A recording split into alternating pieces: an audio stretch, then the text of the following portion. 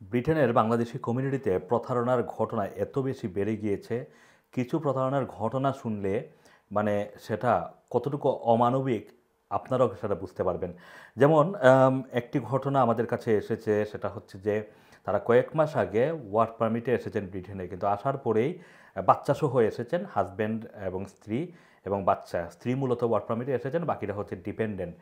দুর্ভাগ্যজনকভাবে ব্রিটেনে আসার পরে হাজব্যান্ডের দুটি কিডনি নষ্ট, সেটা ধরা পড়ে এবং বর্তমানে তিনি কিডনি রোগীর কিডনি রোগী হিসেবে চিকিৎসা নিচ্ছেন। তাদের থাকার জায়গার খুব অসুবিধা। এই অল্প টাকা নিয়ে এসে এর মধ্যে দিয়ে জীবনের এত বড় একটি ঝড় বয়ে যাচ্ছে, কিডনি রোগী বা দুটি কিডনি নষ্ট হাজব্যান্ডের। এরকম একটা সিচুয়েশনের ভিতর দিয়ে আবার কাজও পাচ্ছেন না কেয়ার সেক্টরে, কেয়ার হোমে। তারা এই একটি বাসা ভাড়া নেওয়ার জন্য একজনের সাথে যোগাযোগ করেন। সেই বাসা ভাড়া নেওয়ার জন্য তারা যোগাযোগ করে 700 পাউন্ড অ্যাডভান্স দেন বাসা ভাড়ার জন্য। কিন্তু যেই ভদ্রলোককে বা যেই মানুষটিকে তারা টাকাটা অ্যাডভান্স দিয়েছিলেন, সেই মানুষটি তাদের সাথে প্রতারণা করে ফেলেছে। তাদেরকে নির্ধারিত তারিখে বাসাতেও দেওয়ার দূরের কথা, এখন সেই 700 পাউন্ডও সে মেরে খেয়েছে। কতটুকু অমানবিক ঘটনা দেখুন। অনেকেই প্রতারণা করছে 500, 700, 600, 700 পাউন্ডের জন্য, কিন্তু তারা বুঝতে পারছে না যে যারা নতুন আসছেন অথবা যারা নানান ধরনের সমস্যায় রয়েছেন তাদের জন্য এই টাকাটা কতটুকু গুরুত্বপূর্ণ।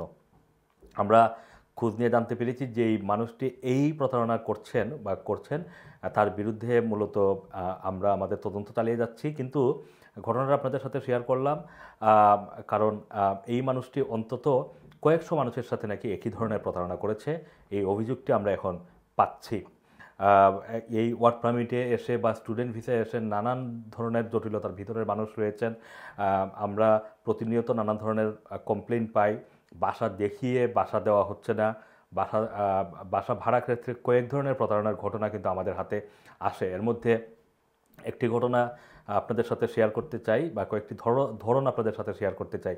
একটি ধরন হচ্ছে এরকম যে বাসা দেখিয়ে তারপরে বাসার অ্যাডভান্স নিয়ে তারপরে দেখা যায় যে আপনি যেই তারিখে বাসায় উঠতে যাবেন সেই তারিখে বাসায় আর উঠতে দেওয়া হচ্ছে না। তারপর যোগাযোগ করলে দেখা যায় যে এই বাসা আসলে প্রকৃতপক্ষে যিনি দেখিয়েছিলেন তার কোনো ধরনের এখানে মানে ভাড়া দেওয়ারই সুযোগ নেই।